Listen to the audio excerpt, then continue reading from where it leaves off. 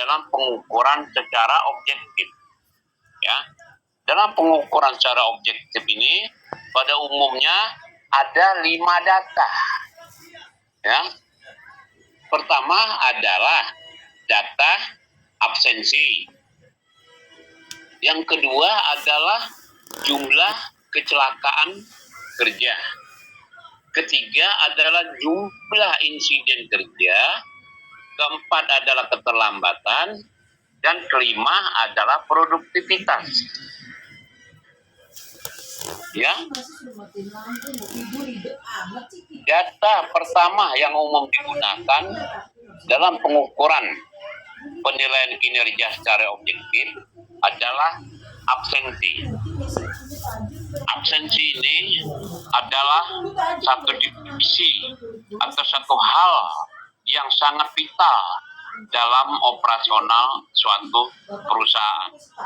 Karena di dalam data-data absensi inilah ya seorang karyawan itu akan menunjukkan apa dirinya ini sebagai seorang karyawan yang disiplin, kurang disiplin, atau ya disiplin.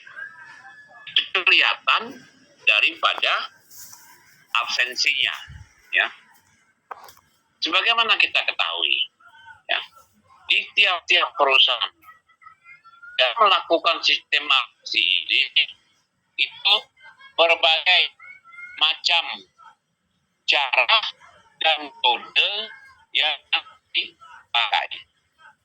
Ada yang sifatnya masih manual, ya. Sifatnya masih manual ini masih absennya itu ceklok, ya. Jadi, begitu kita datang, tekan kolom in. Begitu kita istirahat atau pulang, tekan kolom out. Jadi keluar, masuk dan keluar. Ini sifatnya manual. Ada lagi yang sudah digital. Ya, digital ini mungkin teman-teman sudah mengalami di perusahaannya masing-masing bahwa absen digital dilakukan dengan cara menempel jempol tangan atau telunjuk. Ya, dengan demikian akan terekamlah ya data diri Anda bahwa Anda hari ini masuk kerja atau Anda hari ini tidak masuk kerja. Rekam di ini metode absensi yang dipakai oleh tiap perusahaan. Ini semuanya betul, semuanya benar, tergantung daripada kemampuan dan kondisi daripada masing-masing perusahaan tersebut. Apakah dia sudah menggunakan digital, apakah masih menggunakan manual. Namun intinya tujuannya adalah sama, yaitu merekam data-data berkaitan dengan masuk kerja saudara, keluar kerja saudara, ya, di mana ini nanti akan dijadikan sebagai salah satu bahan untuk penilaian kinerja secara objektif, ya. Data-data yang terekod, data-data yang terekam di dalam sistem dan metode yang tadi disebutkan itu menunjukkan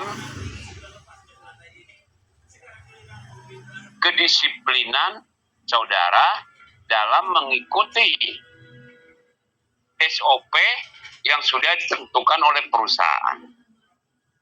Sebagaimana diketahui bahwa SOP setiap perusahaan satu sama lain tentunya itu berbeda. namun tujuannya sama.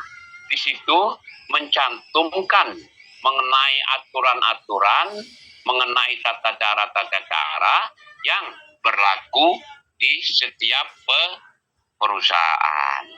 Ya, masuk jam sekian, istirahat jam sekian, masuk istirahat jam sekian, pulang kerja jam sekian. Nah, semuanya ini terekam dengan jelas di dalam sistem yang dipakai oleh masing-masing perusahaan tadi. Ya. Kemudian data berikutnya yaitu jumlah kecelakaan kerja di dalam perusahaan tersebut. Ini juga salah satu faktor penilaian kinerja secara objektif.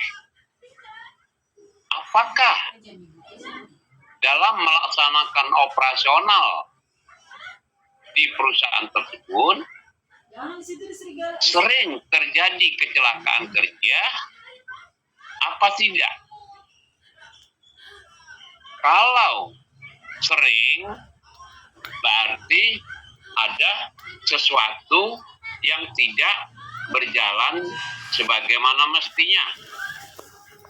Kalau sering terjadi kecelakaan kerja, artinya apakah pembinaan yang diberikan oleh instruktur ataupun pembina kepada para karyawan dalam melaksanakan keselamatan kerja sudah dilaksanakan dengan maksimal apa belum? Ya? Kalau belum maksimal, sudah pasti, sudah tentu akan sering terjadi kecelakaan kerja.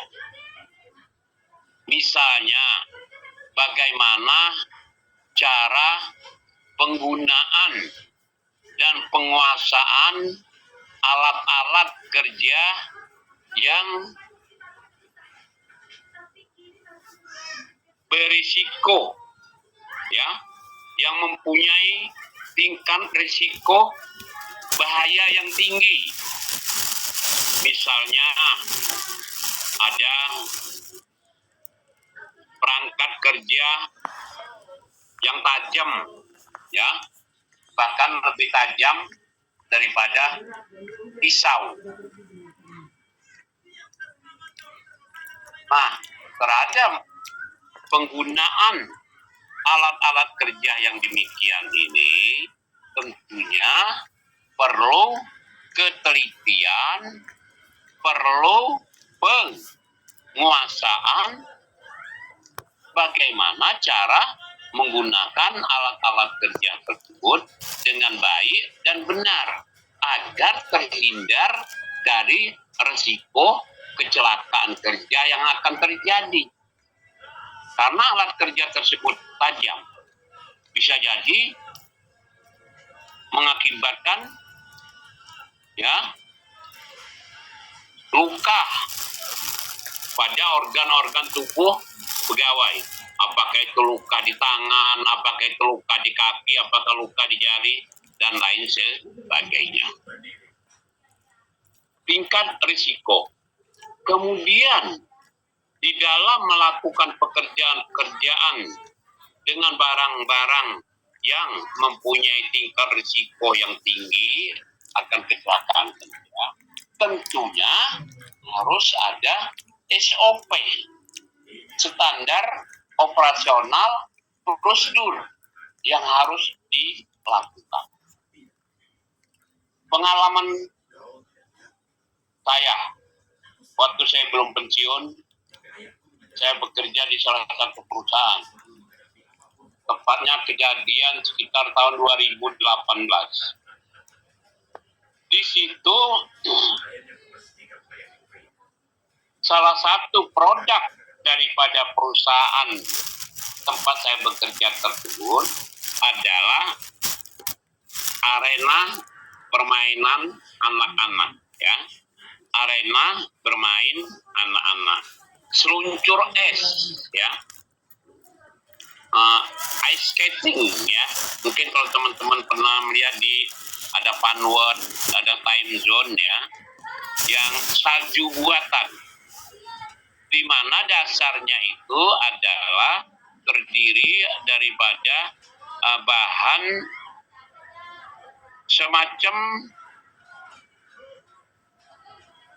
dibilang fiberglass, juga bukan fiberglass, semacam plastik yang tebal ya. Itu lebarnya itu satu lembarnya bisa mencapai ukuran 5 kali 5 meter, panjang 5 meter, lebar 5 meter ya. Dia kayak keramik gitu ya, lembaran begitu.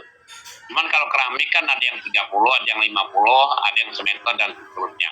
Kalau ini sudah dipatok, satu lembar itu adalah 50 sorry satu lembar itu adalah 5 meter. Ada 5 meter.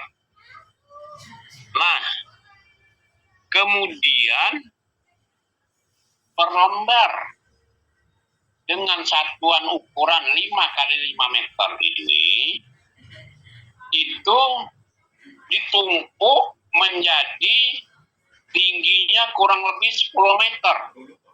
8 sampai 10 meter. Disusun-susun sedemikian rupa sehingga mencapai ketinggian 8 sampai 10 meter. Bisa dibayangkan selembar 5 meter kali 5 meter.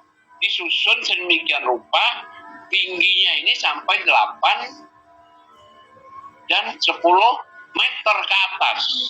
Disusun sedemikian rupa. Suatu ketika teman-teman sekalian ya, ini ada yang masuk, sorry ya. Suatu ketika terjadi kecelakaan. Tumpukan daripada semacam fiberglass ukuran 5 meter kali 5 meter tadi itu merusut. Yang tingginya 10 meter tadi kayak gunung ya. Merusut, menimpa kaki salah satu karyawan. Bisa dibayangkan ya. Akibatnya itu kan tadi saya ceritakan, satu lembar itu ukurannya 5 kali 5 meter. Nimpa paha karyawan. Akhirnya paha karyawan tersebut patah. Ya. Patah remuk. Ya, patah remuk sehingga harus dioperasi. Kebetulan kita pakai BPJS saat itu habis hampir 70 juta. Ya. Nah, dari historis dari cerita yang tadi saya sampaikan, berarti ada tumpukan fiberglass dengan ukuran 5 meter kali 5 meter setinggi 10 meter. Berarti tumpukan setinggi 10 meter ini harus dalam pengawasan. Harus dalam pemantauan. Bagaimana caranya agar tidak merusut, agar tidak ambruk, sehingga terjadi kecelakaan.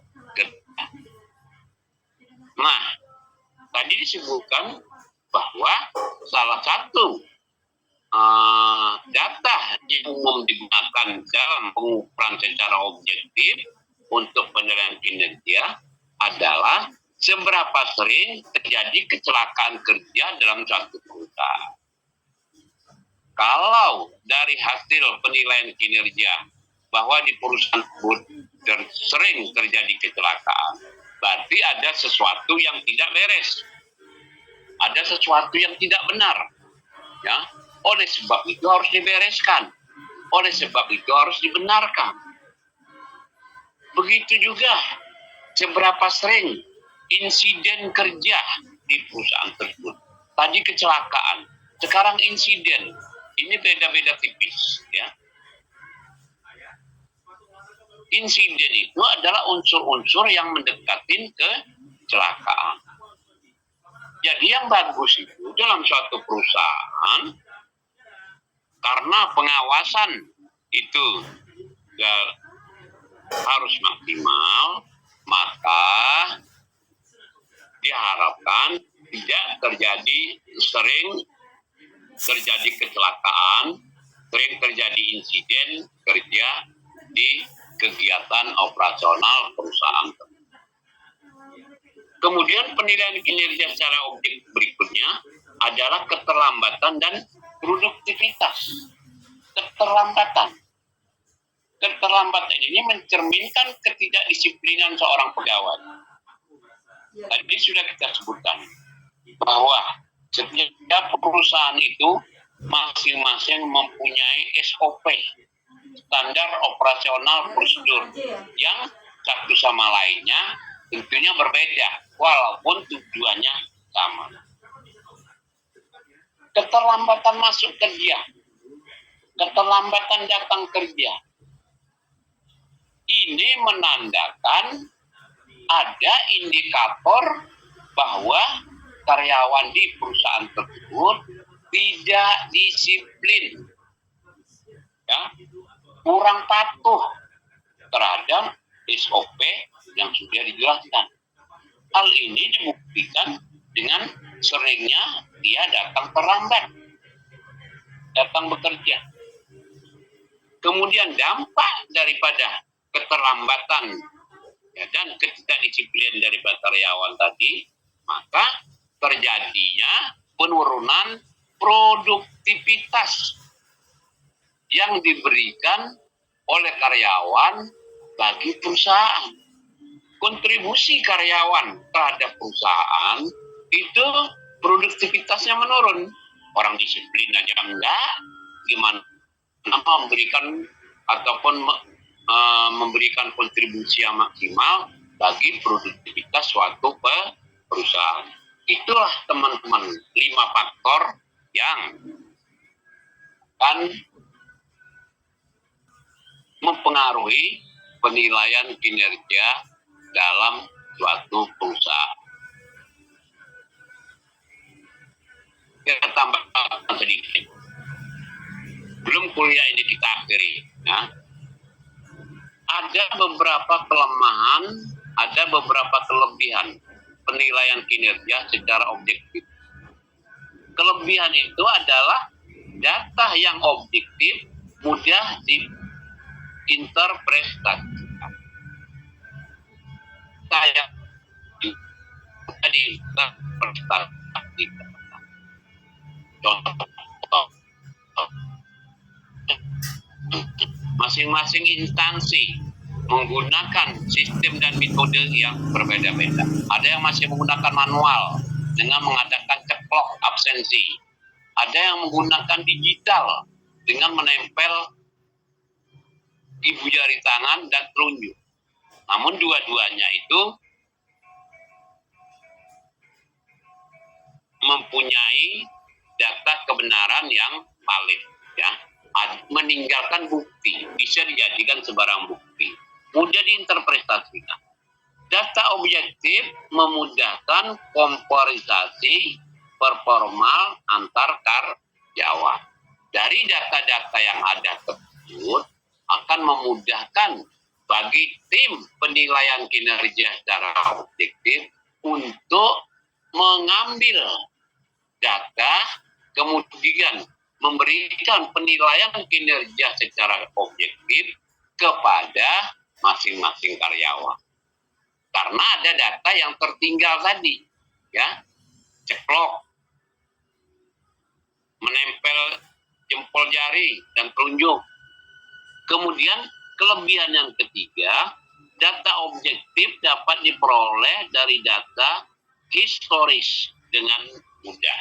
Ya, karena ada data yang tertinggal, maka penilaian kinerja secara objektif dalam hal ini tim penilainya tinggal membuka data-data yang ada.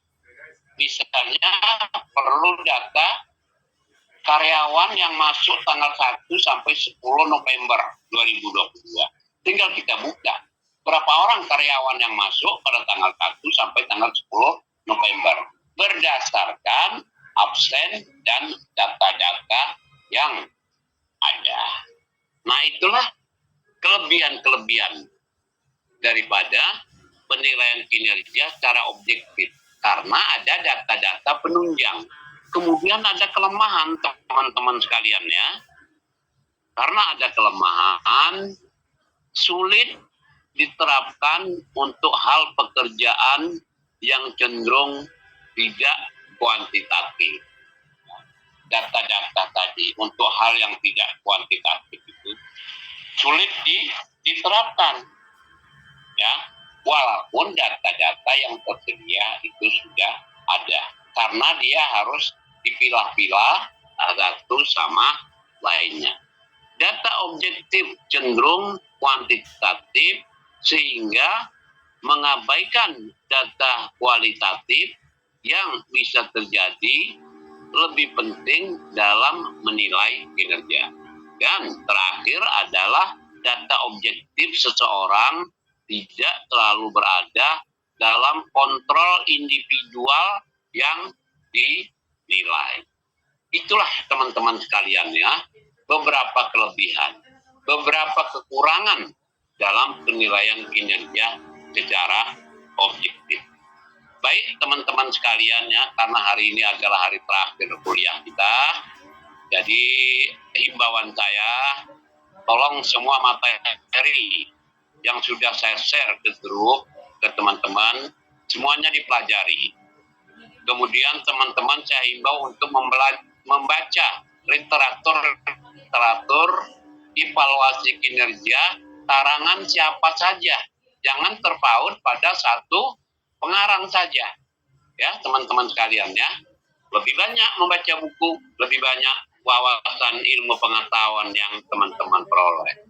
Kemudian setelah selesai kuliah ini nanti, karena teman-teman sudah semester terakhir, tidak ada waktu untuk berleha-leha, tidak ada waktu untuk bersantai. Awal Januari teman-teman sudah harus menempuh UAS. Setelah menempuh UAS nanti, teman-teman sudah ditunjuk dosen pembimbing mengenai penyusunan skripsi, ya. Artinya teman-teman harus siap menyusun skripsi. Yang itu bukan nakut-nakutin ya, bukanlah pekerjaan yang mudah dan gampang. Perlu proses waktu, perlu proses tenaga dan pikiran.